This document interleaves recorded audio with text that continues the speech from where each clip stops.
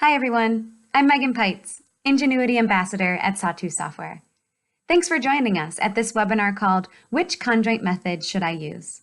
I'm joined by my colleague, Aaron Hill, VP of Client Services, and he's going to take you through all of the different conjoint methodologies that we offer within Sawtooth Software. There'll even be a pop quiz at the end, so good luck. All right, so today we're going to spend a little bit of time talking about which conjoint method you should use. There's a lot of different ways that you could do conjoint analysis.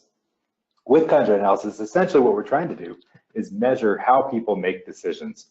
So if you look at what causes people to do different things, we talk about them having some utility for option A versus option B. But utility inherently isn't something you can really measure very well. So, if you're looking at the grand scheme of things, my happiness at having my first child can't really be compared to my happiness at getting the latest iPhone, but they both make me pretty happy. So, it's difficult to put an absolute number on these things, but what we want to do is figure out, okay, well, what's my preference for getting the latest iPhone versus getting the latest Samsung Android phone?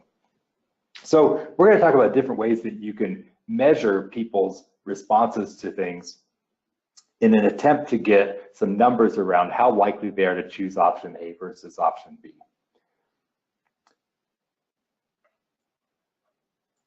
Okay, there we go. So we're going to talk about different conjoint techniques. We're going to give a couple examples of when you use different techniques. We're going to give you a little bit of an overview of usage that we see as we talk to our clients about their projects. We're going to go over some rules about how you might choose one method versus another, and then we'll do a little pop quiz at the end. Don't worry, it's not too hard, and your career doesn't depend too much on it. You may get fired if you miss too many, but that's between you and your boss. So, all right. So, any questions so far? Nope. Just a comment that you are wearing a great shirt, Aaron. Thank you. Is my webcam? Yeah, my webcam's off now. Your webcam's off now. Yep. Excellent. Excellent. All right. So at Sawtooth Software, we offer a number of different conjoint techniques. So back in the 1970s, there was a method developed by Paul Green that people often refer to as conjoint analysis. It's more a traditional conjoint analysis where you show people one profile and then they rate it, rank it, but they're typically responding to one or two profiles at a time, and then using some sort of scale to respond to that item. There's also adaptive conjoint analysis, which we developed back in the early 80s. That was very popular for a number of years. We'll talk about each of these in more detail in a couple seconds here. Then there's choice-based conjoint, where people are shown a number of options and they just choose which one they like best. There's adaptive choice-based, which takes the ideas of choice-based conjoint and expands them to make the interview a little bit more fulfilling for the respondent, gives a little bit better data.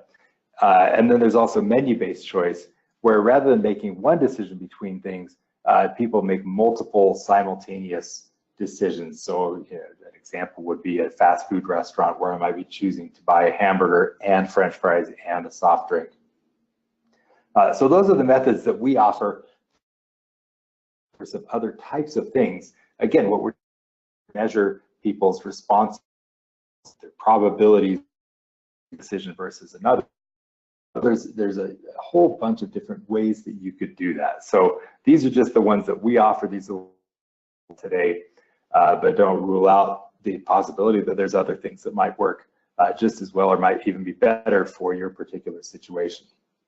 I know Megan and I have had some discussions recently about using surveys to gather some data on people's decisions, but then ways to partner it with external that you might gather other ways. So.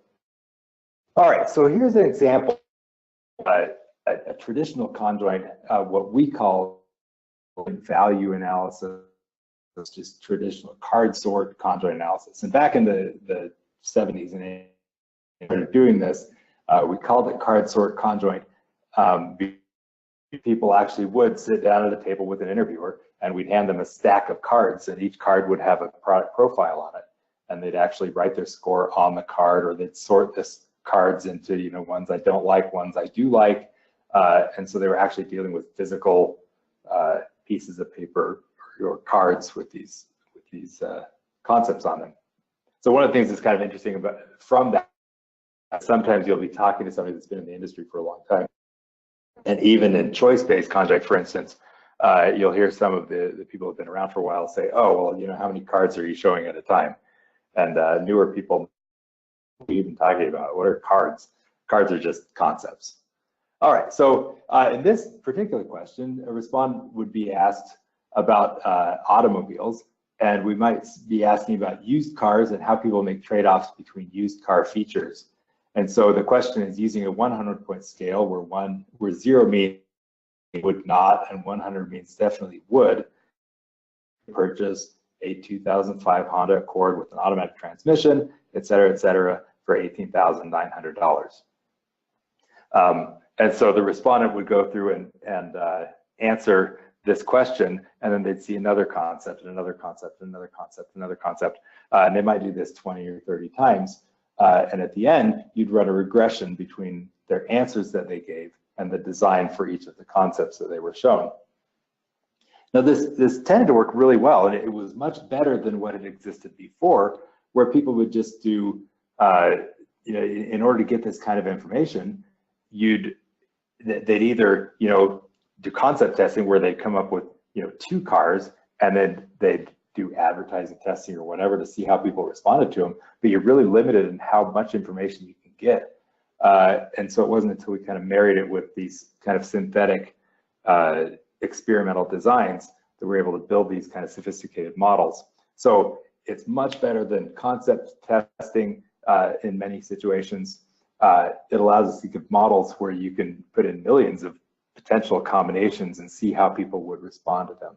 So it's leaps and bounds better than what existed before, but it has some issues. So some of the strengths of traditional conjoint is that it's good for product design type issues. So you can sit down with somebody, ask them some of these questions, and get a pretty decent idea of what's driving their decisions and how they feel about price in relation to those other features. So in the car example, you know, we'll be able to see, hey, as I increase the price, you know, do you switch to a manual? You know, how much is it worth to you compared to how much you're willing to pay?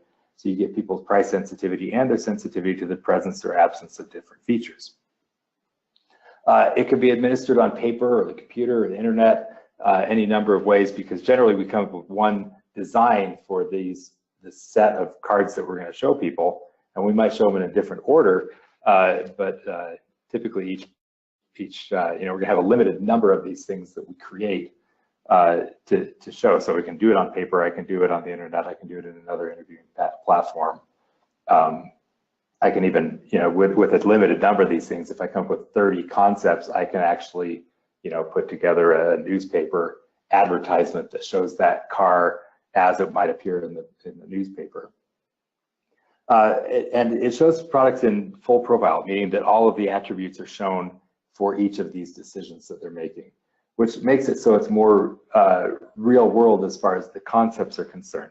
So there's some other conjoint methods that we'll talk about later that only show a subset of the attributes in any given decision that we ask them to make, which simplifies the task, but it makes things a little more difficult because it's not like what we see in the real world. So we like that it shows products in full profile, but it does have some problems. One of the problems is that it's limited in your ability to study large numbers of attributes. So typically we do come up with kind of a fixed design. We might split it in half, split it into blocks that we show individual respondents, but at the end of the day, there's a certain number of these concepts that we have to show in order to estimate a model. And so, you know, and typically, you know, in order to avoid problems with degrees of freedom, you know, we want each level to show up, you know, more than once. And so, you know, a 5-attribute conjoint with 3 levels per attribute, our software is going to recommend that you include, you know, 22 to 33 tasks, which is a pretty big exercise to make somebody go through. If you're talking about 8 attribute study with 4 levels per task, you're talking about 50 to 75 of these tasks. And that's just way too much. And it was way too much back in the 80s when they were doing these surveys and people would answer an hour-long questionnaire. It's way too much now when we're talking about respondents that have, attention spans of 5 minutes or less. So, the more attributes you have, the more difficult it becomes to do this type of conjoint analysis. The other big problem with this is that it offers you limited ability to measure interaction effects. So with conjoint analysis, typically, we make the assumption that each attribute is independent of every other attribute. So for instance, if we go back a couple slides here with this car example, perhaps we're looking at Honda Accord and we've got automatic transmission, and what we're going to assume is that the automatic transmission has a certain value to a respondent independent of what brand of car it is.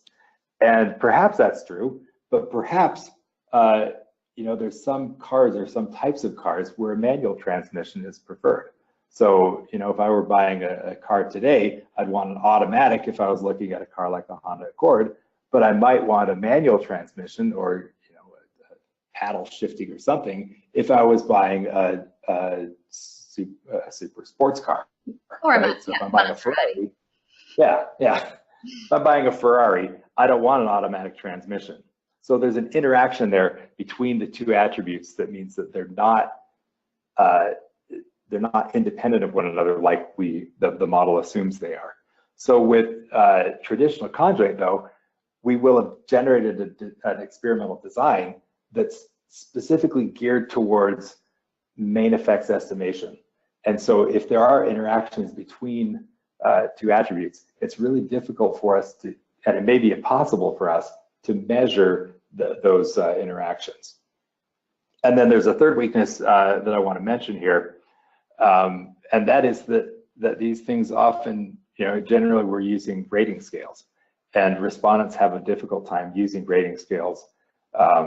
And so, I go into the task and, if I'm taking this on a computer, you're going to show me the first car, and I have no idea, what cars are going to follow, what the price ranges are. And so when I come into this question, I just don't know whether I should put a 0 or 100 at this car. And so I might say, gosh, that's not a bad car. So I put a 80. And then I realized that was the worst car of the lot. And so if I want to be consistent, all of the rest of the answers I give have to be higher than 80. And so we just don't get a lot of distinction. I might be having a bad day, and so scale use bias comes into it. We've got different scale use across cultures. So, certain cultures might rate everything high or everything low, or, so we've got issues with the scale use too that come into account here. And then also at the end of the day, what we're trying to do is predict how people choose between things. And so we've got this kind of weird disjunction, I guess, between the way that we're collecting the data and the way that we're trying to estimate how people are going to make choices. So we've got these rating scales coming in, and we're saying, well, we're hoping that those are proportional to probabilities of choice on the back end.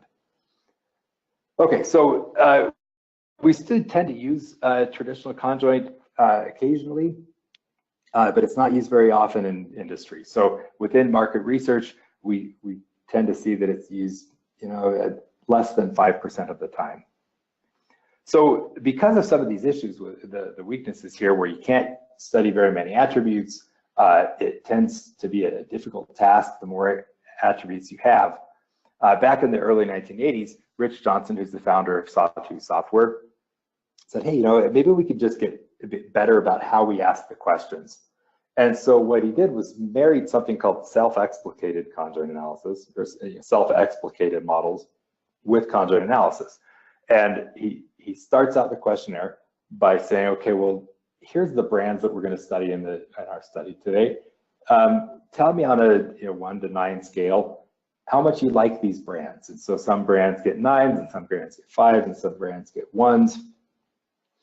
And then he'll ask about the rest of the attributes in the study. And then he'll come back and he'll say, okay, well, now we need to know how important it is that you get the brand you want compared to the other attributes that we just talked about in the study. And so he'll say, how important is it that you get, brand A that you really love compared to brand D that you really hate? How important is that difference to you?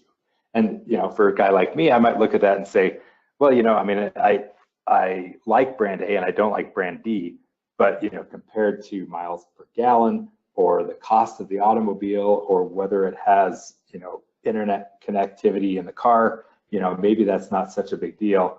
And I don't care whether it's a Chevy or a Ford. So I give it a low importance score. So with those two pieces of information, so we've got ratings on each of the levels within the attribute, and then a rating on how important that attribute is to the respondent compared to the other attributes in our study. And with those two pieces of information, we can combine them together and get a set of utilities essentially for that respondent. And then we can use those to ask much more informative questions when we get to the trade-off part of the exercise. So we're going to adapt the survey to the respondent's previous answers, and then we just focus on the most important attributes and the most relevant levels to their decisions. We only show a couple attributes at a time, so it's a little bit easier for the respondents. There's a little less error than you'd get out of a traditional conjoint because we're only looking at 2 or 3 or 4 attributes at a time. And so we're going to combine this data together. And so when you get to the conjoint part of this exercise, you might get a question like this. So I might have said that I like Lenovo better, but all else equal, I'd rather have higher RAM and a bigger hard drive. So it's going to give me two things, the brand that I like on the left with a couple less preferred other features, and then the brand that I didn't like is on the right with a couple more important, a couple higher levels of the other attributes. And so we can make these questions harder as the survey goes on, because we're not going to ask an obvious question where I say, hey, would you rather have something that has all the best features at the lowest price or all the worst features at the highest price, right? So these questions get harder. We learn as they go along. Respondents tend to find that the interview is very engaging, and it tends to do a good job of recovering utilities, but it also has some problems. So the nice thing about this was it allowed us to explore issues where we had much larger numbers of attributes in our studies. I'd love it if all of our surveys had 3 attributes with 3 levels each, but in reality, most of our surveys have 10, 15 attributes with 3 to 150 levels each. And so, mathematically, it's nice if we can handle larger numbers of attributes. The strength is that it does allow us to handle large numbers of attributes without wearing out the respondent. Respondents find the interview more interesting and engaging than traditional conjoint analysis. And it's a very efficient interview. So because we're asking rating scales, we get information on which product you like better and by how much. So if I look at this one, if I say that Lenovo with 1 gig of RAM and 250 gig hard drive is strongly preferred, I know that it's more preferred, and also that it's way more preferred. When we talk about choice-based conjoint, you'll see that that's not the case. We just know which one's preferred, which causes some issues but helps solve other issues. So, okay, all right. So we get lots of information from each click of their mouse. There's some weaknesses though to this, which is why we again don't use it very often. It's still available. There's still some situations where it works well, but there are some weaknesses to it. The first one is that we never really show people a full product. They never see all of the attributes at the same time. And if you don't see all the attributes at the same time, then we're assuming that anything that's not shown is held constant across the products. But that may not be true in reality. People might not be able to keep that mindset, right? So if I show you 2 computers and one of them's a Dell at $800 and the other one's a Lenovo at $3,000, you look at that and I'm assuming as a researcher that everything's equal between those two. But as a respondent, you look at that and you say, gosh, based on only those 2 attributes, the only way that Lenovo could possibly justify that big of a price difference is if it came with better software and it had a titanium case instead of a cheap plastic case, and so as a respondent, I'm looking at that and imputing all these things to the Lenovo that I later, as a researcher, am trying to parcel out and and assign separate values to. So it doesn't work very well if people have strong cross effects essentially between the attributes. It's also often not good at pricing research. We tend to find that for really important attributes like price, there's just not enough interview length, and we don't give them a wide enough scale to be able to show us how important things like price are. And so it tends to understate the importance of price. So it is not good at pricing research. It also has to be done on a computer. So if you're needing to field a healthcare study in offices where they don't have internet connection or out in the country somewhere, it's not going to work very well for you. And then each respondent gets a separate design, so you can't necessarily test the goodness of the design before you go to field either. Okay, the third offering that we have is choice-based conjoint. Choice-based conjoint often will be referred to as discrete choice modeling, so it sometimes gets confusing because we call it choice-based conjoint, other people call it discrete choice modeling. We're essentially talking about the same thing here, where respondents are given a set of concepts to choose among. They choose which one they like best, and then they're shown another set and another set and another set. You can also do things like have respondents allocate chips across the product concepts. So I could potentially say, hey, here's 3 boxes of cereal. How many of each box of cereal would you buy? Or more often in the case is we'll say, hey, doctor, of your next 10 patients, how many of each drug would you prescribe?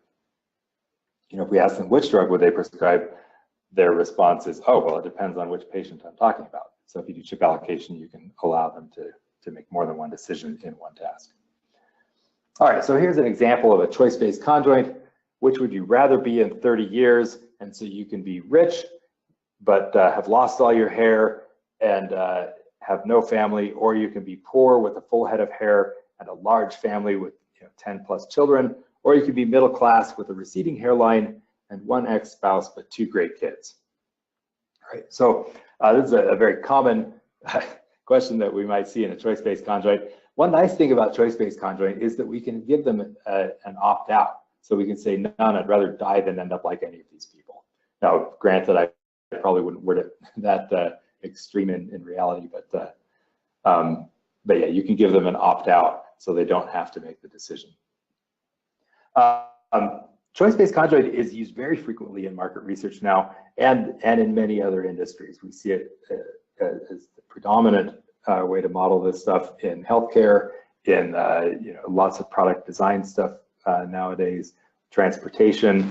A number of fields are now using choice-based models.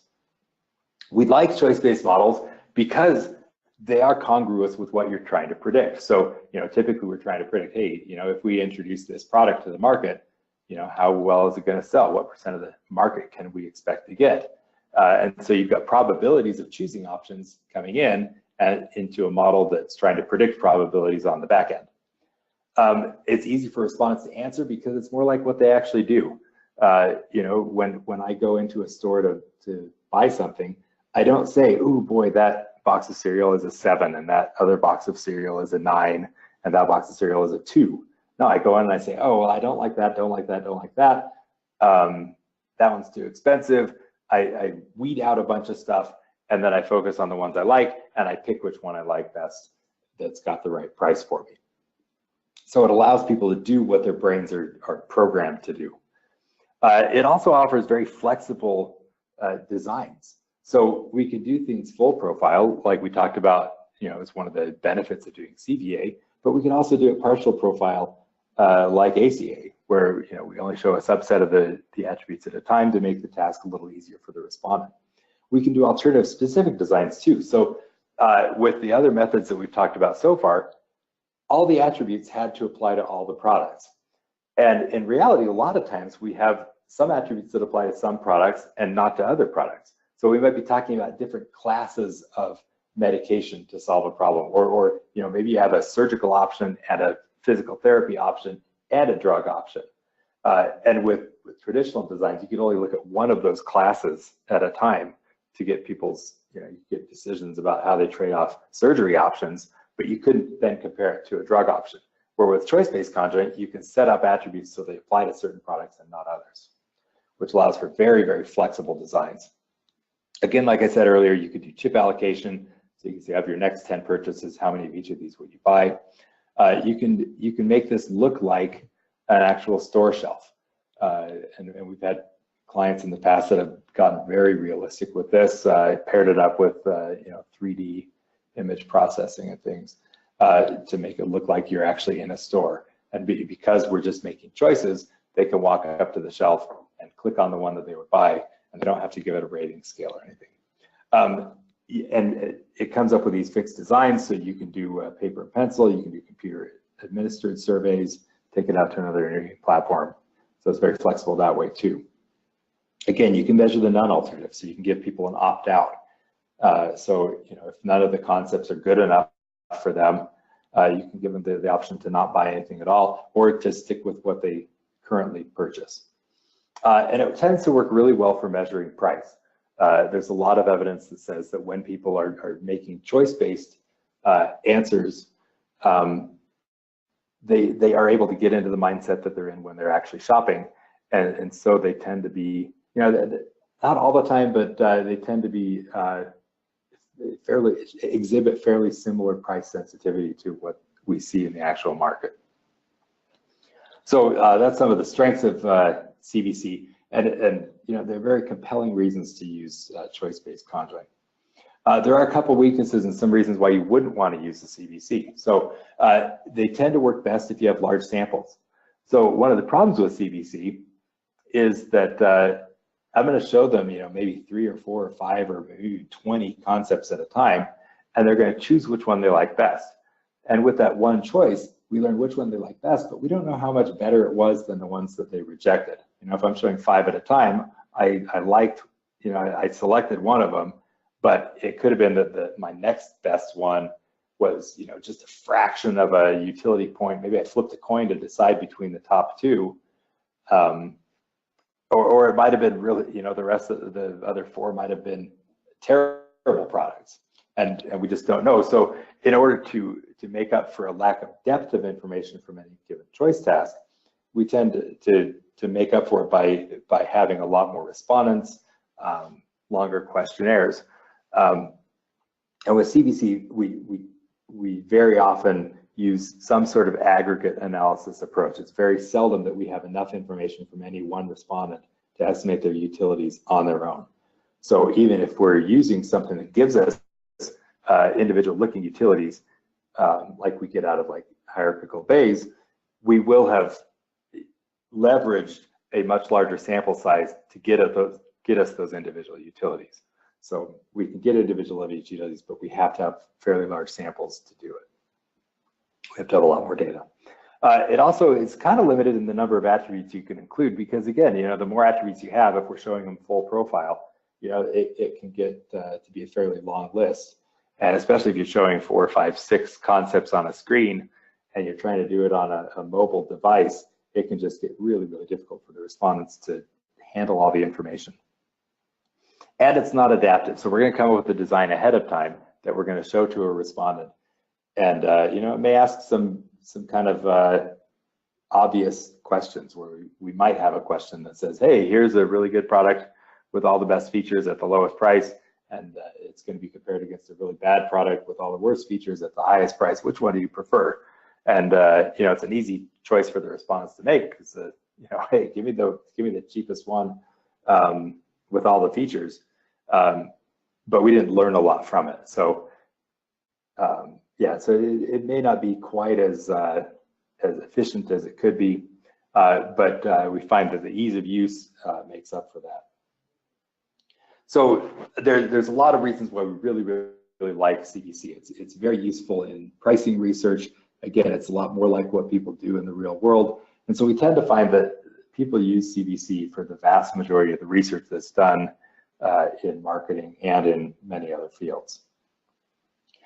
Several years ago, though, we sat back and said, what can we do to make CBC designs better? And we have a conference every 18 months where we bring in academics and practitioners from around the world that spend a lot of time looking into these issues. And so ever since I joined Sawtooth 17 years ago, I've seen lots and lots of papers over the years saying, hey, how can we come up with more efficient designs? So, people are exploring different design algorithms for CBC exercises and different ways of, asking the questions. And do you do better if you have ask for the best thing and the worst thing, or does that give you different results? And, things like that. Lots of time spent on adaptive algorithms and things like that to try to get the CBC design better. And several years ago, we sat back and said, well, if you look at the research that's happened so far and some research that we were doing at the time, if we focus on making the design better, you can get some kind of marginal improvements. But the big problem with CBC is that a lot of times it's the design is efficient for getting, it's statistically efficient, assuming that people make these main effects additive model decisions where I can decrease the price to make up for the fact that I gave you a 2-seat car instead of a 4-seat car, for instance. But evidence started coming out that people just don't make decisions like that. A lot of times there's these rules that people have that hey, I will never buy that brand. I had a bad experience with it. I will never buy that brand. Or, if I'm shopping for a house, I have 4 kids and, you try to stick me in a studio apartment in New York City and it's just not going to work. My kids are going to kill each other and they're all going to kill me. And so, I just kind of have to have a certain number of certain size house and a certain number of bedrooms.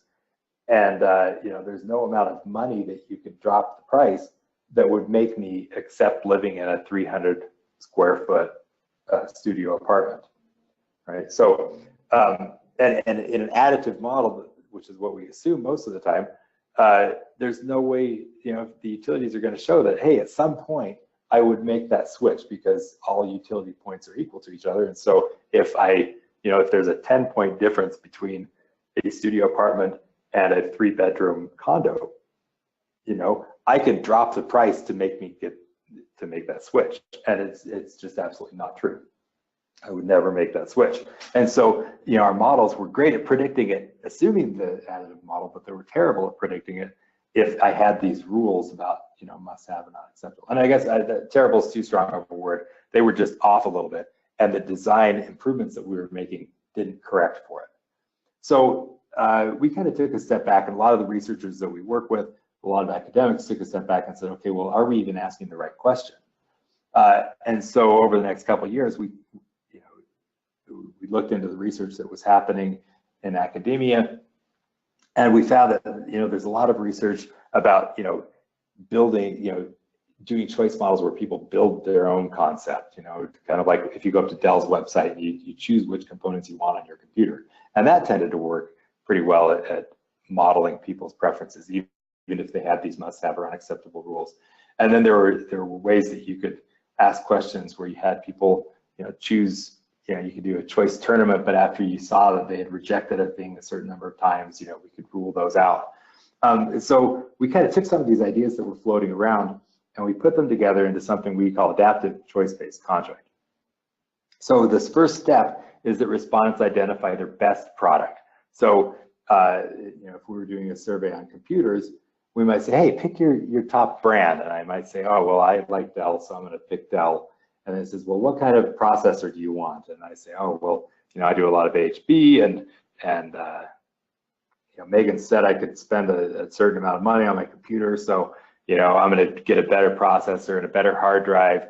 Oh, but when it comes to screen size, I just got that better hard drive and better processor and the higher RAM, so I'm going to have to trade off and get a lower screen size.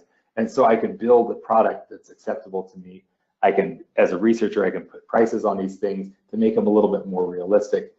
But we get kind of an idea of what type of product the respondent's looking for.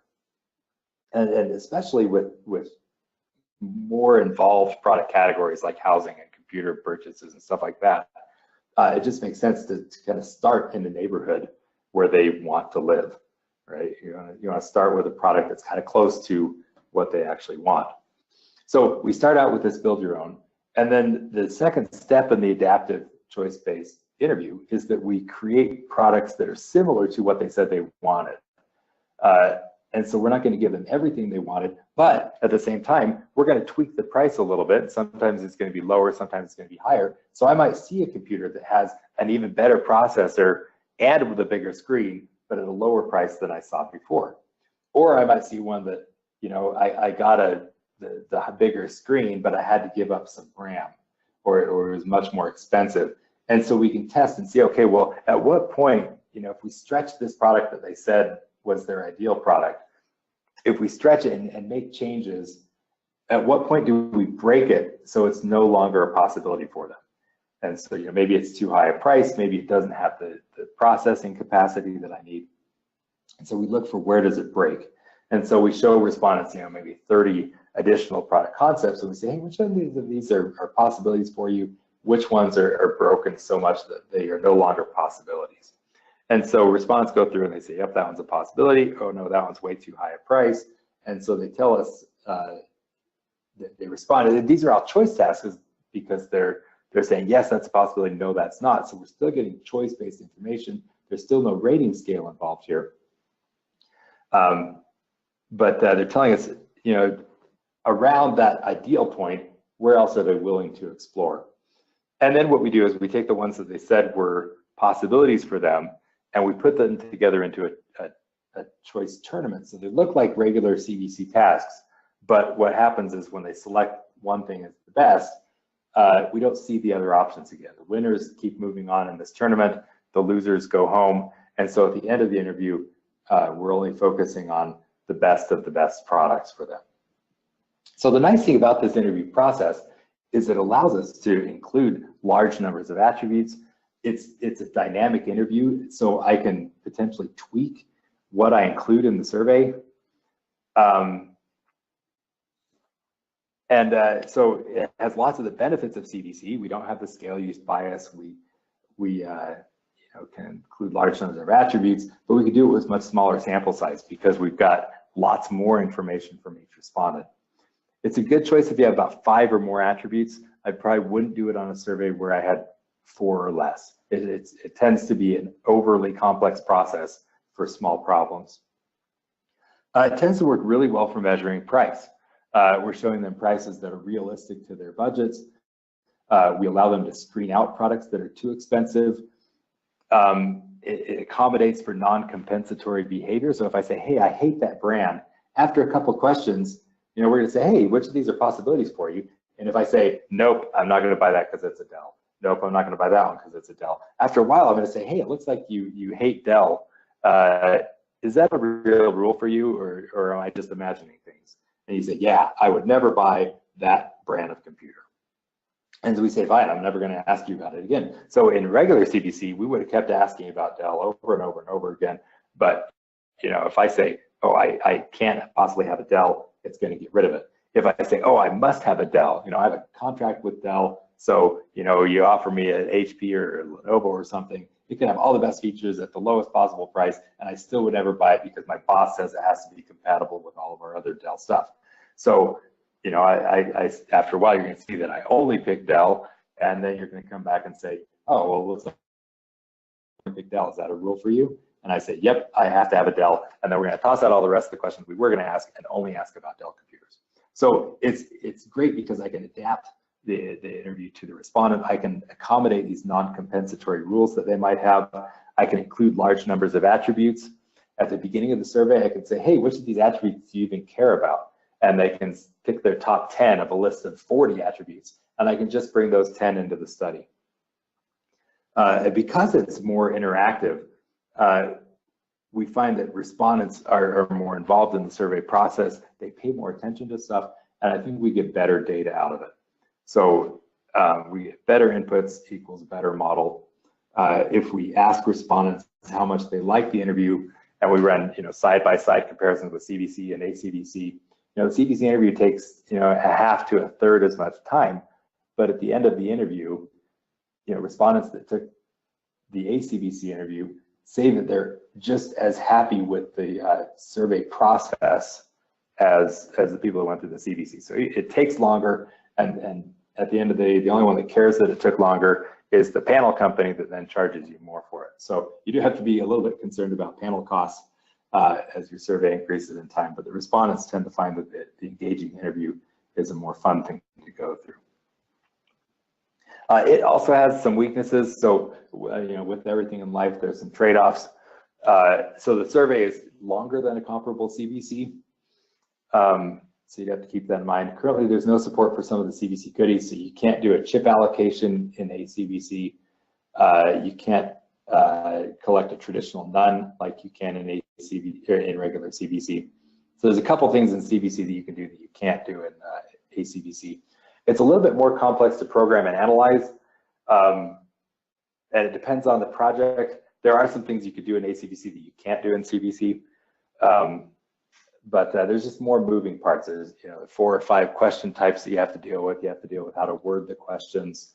So it's a little bit more complex to program. Has to be done on a computer. There's no way to say, oh, well, let's do an ACBC and export the design, because the design doesn't exist until the respondent's in the survey. And again, it may be overkill for larger attribute studies. Okay, all right, let's one last thing about ACBC is that it's very flexible. So an ACBC interview can be modified to only include certain sections. So you can do just the build your own, you can do just the choice tournament, you can drop the build your own, but keep the screeners in the choice tournament, et cetera. So each of the sections of the ACBC can stand on its own. So it's flexible that way. You can also customize the interview. So with CBC, I'm going to go in and say, hey, I've got a certain number of attributes and levels, and all the respondents are going to see that set of attributes and levels. With ACBC, you can drop attributes that are important. You can show just the brands that are available in their market. So we can construct the survey so that it's more relevant to them before we even get to the part where they build your own, to show us within that set what's relevant to them. So it's very, very flexible, allows us to quickly hone in on what's really important to the respondent. All right, the last thing I want to talk about, I'm sorry, 2 more things we want to talk about. One's menu-based choice. We're going to go through that really quickly. Just to give you some examples of when you might consider a menu-based choice. With menu-based choice, respondents make more than one selection at a time, typically. So an example for this might be something where maybe you're selling a copier or something like that. And you've got a base model that costs $200, a different model that costs $275, and a third model that costs $550. But then with each of these base models, you have different options that you can add on. And so the selection isn't just which base model you're going to buy, but it's which options you add. And so maybe I like base model 3, but it's too expensive. So I opt for base model 2, and then that frees up some budget where I can add some options that make it a nicer purchase for me. And so the selection of option A is going to be dependent not only just on what option A is and how much it's priced at, but also what the price of the other options are, because I got to meet my budget constraint, and which base model I chose up above. So each of these decisions, we've got one model up here to decide which base model I chose, and then one model to say whether I chose option A, one model here for option B, one model here for option C, one here for option D, one option here for option E. And all of these decisions are based on one or more of these other things that we're looking at in the survey. So these things can get very, very complex. What we offer at Sawtooth isn't the interviewing module. So you can use like our CBC designer to come up with what prices we should show here, but it's not we don't have the interviewing built like we do with CBC and ACA and ACBC. What we do have is a tool that allows you to model the choices that people make. So once you've collected your data, you can then use our tool to model the data. It can handle like build your own configuration type things here. You could have it be a simple fast food menu where we say, hey, which one are you going to shop at, McDonald's or Burger King or Wendy's, and what would you buy in that restaurant? You can have it more complex and say, hey, okay, well, once you're in this particular restaurant, what would you buy given that there's value meals and different options, and if value meals are cheap enough, then maybe you buy a dessert, et cetera. You can even use it for complex things where, maybe this is a medical instrument example where we've got different attributes that apply to the brand as a whole, but then separate attributes that apply just to the scalpels or to the forceps or to the sutures. And you can buy from one manufacturer, or you can buy each of these things independent of one another. And so we want to model, which of the brand attributes make you buy all from us, or is it that the individual features of the products determine what you buy? You can also, this is a choice where we've got a couple different models going on here. We've got the patient characteristics up here. We've got different drug effects down here. And in this case, we're saying, hey, as a doctor, if you have a hypertensive 45 to 55-year-old male come in for this drug, for this issue, which one or more of these drugs would you prescribe? So we can look at how the drug effects interact with the characteristics of the patient. Okay, and finally, we're going to talk about max diff. Max diff is a way that you can, it's not conjoint analysis, but it's a way that you can measure people's preferences for large lists of things. So in this case, we were talking about what makes people go to a movie, and we've got these, maybe we've got 40 things that could drive people to go to movies, and we want to know which ones make them most likely to attend and which ones make them least likely to attend. And the nice thing about max diff as compared to like a rating type scale is that rating scales, we tend to see that everybody answers the same. So if we gave them a 5-point scale here, I might say, oh, well, film features a major star. Yeah, that makes me more likely to attend. Film won an Academy Award. Oh, that makes me more likely to attend. Film features a lot of car crashes. Oh, that's cool. That makes me more likely to attend. And so you end up with a whole list of things that are, 4s and 5s. So there ended up not being a lot of differentiation.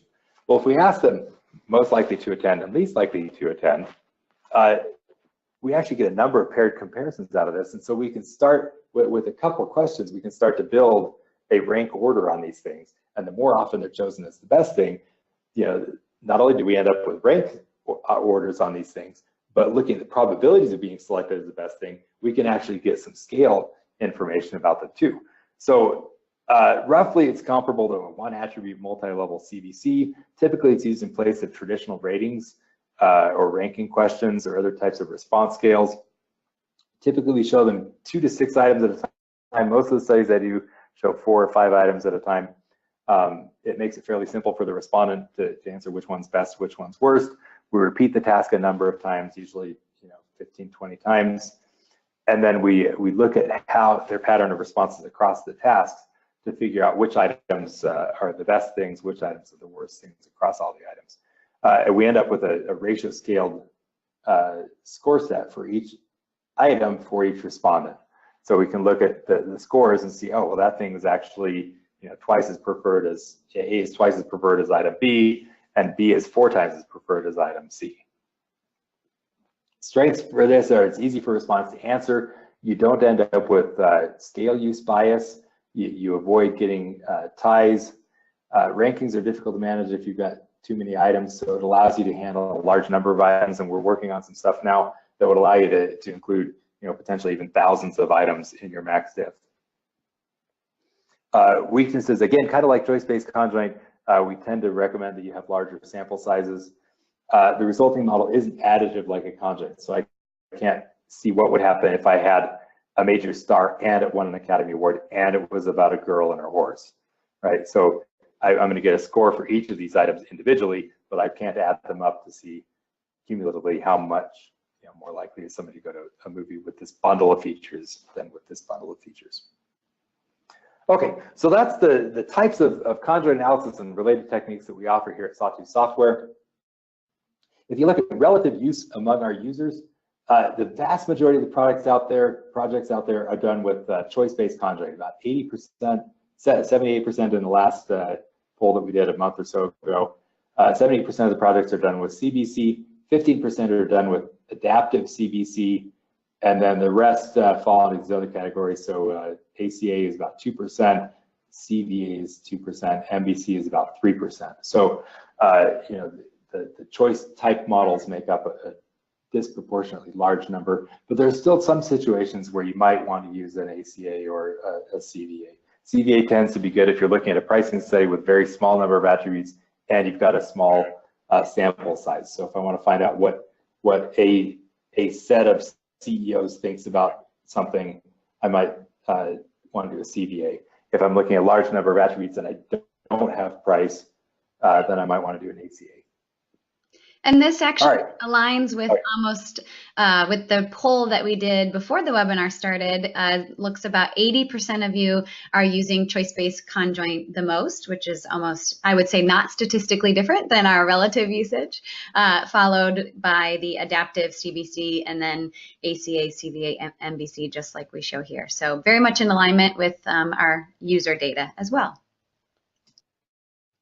Awesome. All right, so we're going to go do a pop quiz. We're actually close to out of time here, so we're going to just kind of use it as a discussion thing. We've got a overview of the different methods here. Typically, if you were to call me up and say, hey, I need help figuring out which conjoint method I need to use, I'd start out by asking what your sample size could potentially be. Then I'll ask you about how many attributes you have and whether they all apply to all the products or whether there's alternative specific things going on. I'm going to ask you if it's a pricing study. I'm going to ask you how you want to field the survey. Are there any restrictions on how we can field it? So those are the types of things I look at. So just some quick little cases that we put together to illustrate when you might want to use certain methods over others. So if somebody called me up and said, hey, a chemical company wants to determine the value of a new plastic that could replace some aluminum parts in large commercial airplanes. They want to test 3 brands, 2 performance characteristics, and a price per pound. Which method would you choose? And I would look at this and say, okay, well, generally in a situation like this, I would use choice-based conjoint. But in this situation, how many large commercial airplane manufacturers are there? There's Boeing, there's Airbus. There may be a couple upstarts in China and Russia. Maybe if you include, the regional jet makers, maybe you're looking at an entire universe of 6 or 7 people.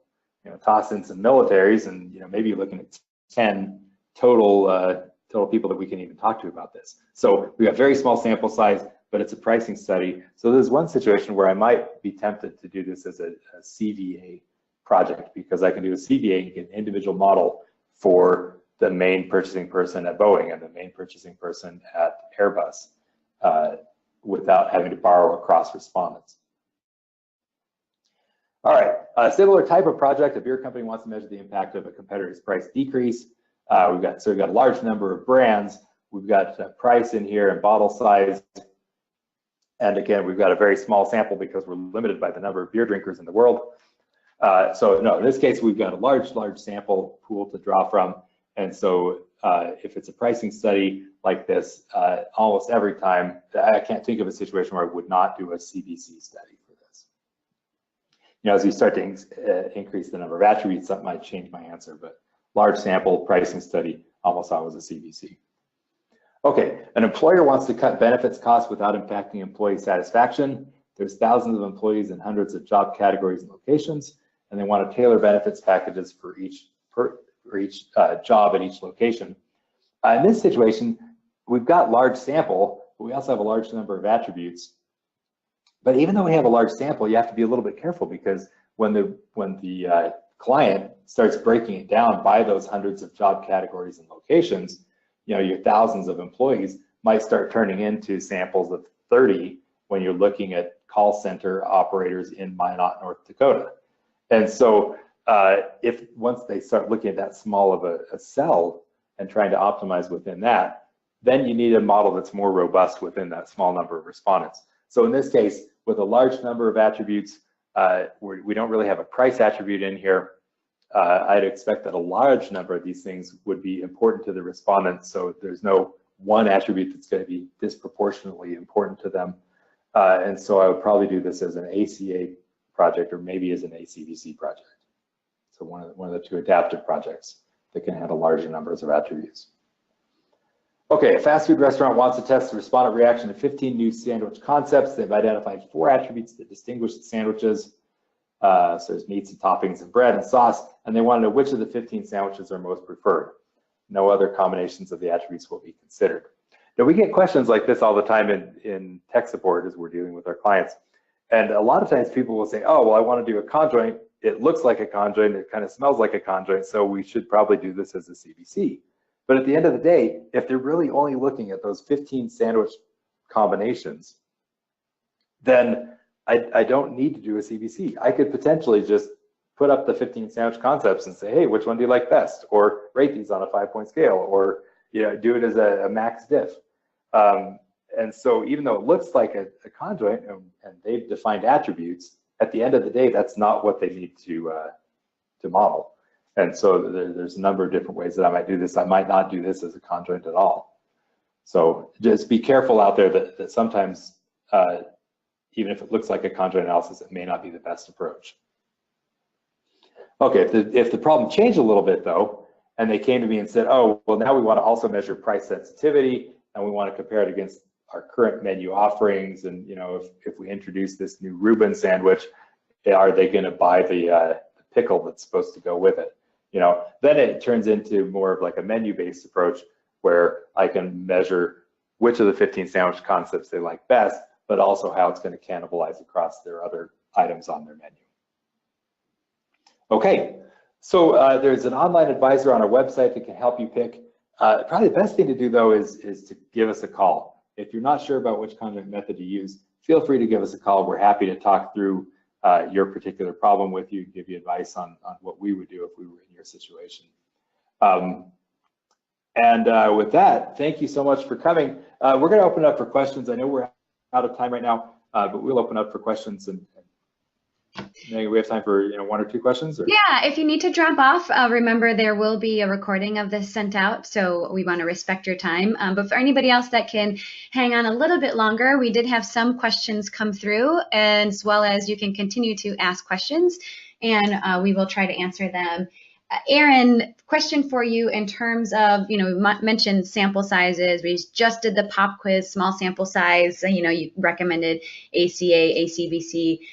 What if you're in the pharma industry, medical, healthcare, et cetera, you want to talk to doctors, you can only get 50 of them. Do you feel like you're always using an adaptive approach, or can you use CBC with just some kind of caveats within your reporting about the data that you would get from that? Sure. Yeah, that question actually comes up a lot. Usually, yeah, with healthcare type studies, a lot of times we are very limited in sample size.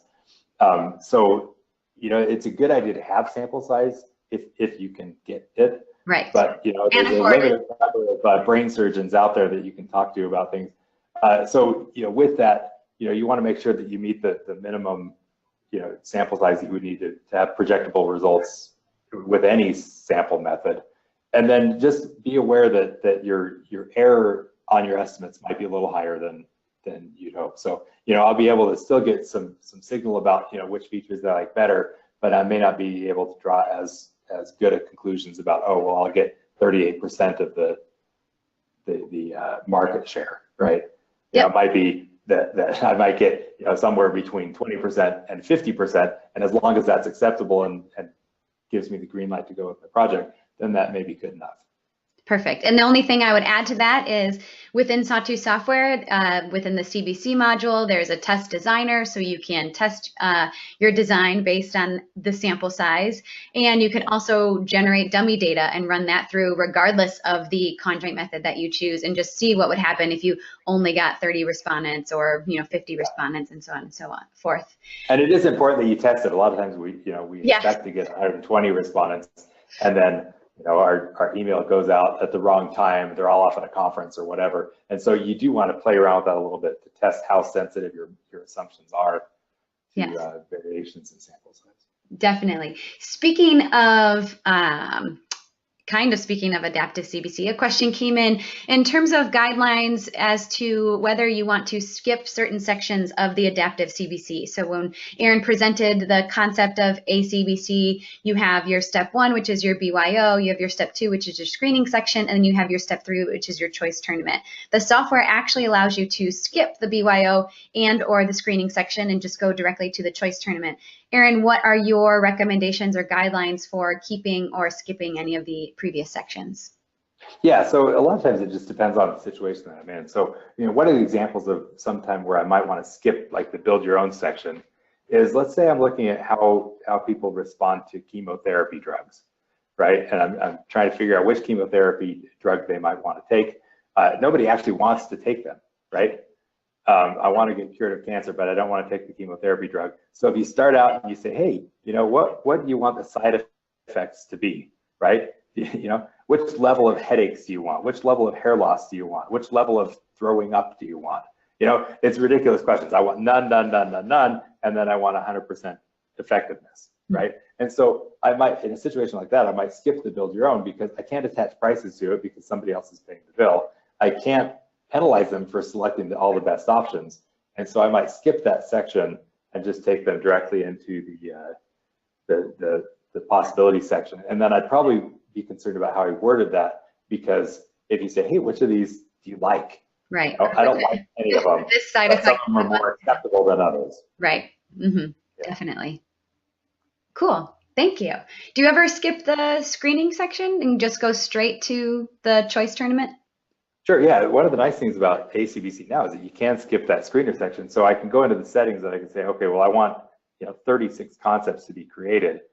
And if I'm really interested in my CBC and just focusing on the best products, and I don't need to worry so much about getting good modeling of the lower end of the preference scale, then I can take them directly into the choice tournament. It'll create the products that I told it to create, and then it'll finish off the choice tournament. And so I can just have the choice tournament and it'll just focus on the best concepts. Yeah. Great. Very similar to our latest release of Bandit Max Diff, in the sense that we have testing, multiple items within a max diff, and then we know that we just really want to find out what are the top items, and so therefore we can get lower, more error around our estimates of the less liked ones and better estimates at our top level. So speaking of the Bandit Max Diff approach, can you also talk a little bit about adaptive max diff? Adaptive max diff is something that we've played with in the past. It's not in a product yet, but there are ways that you can structure the questionnaire so that I can ask a max diff. We can have the software come up with the design for the first part of the max diff, and then we can program the questionnaire so that it carries the winners forward.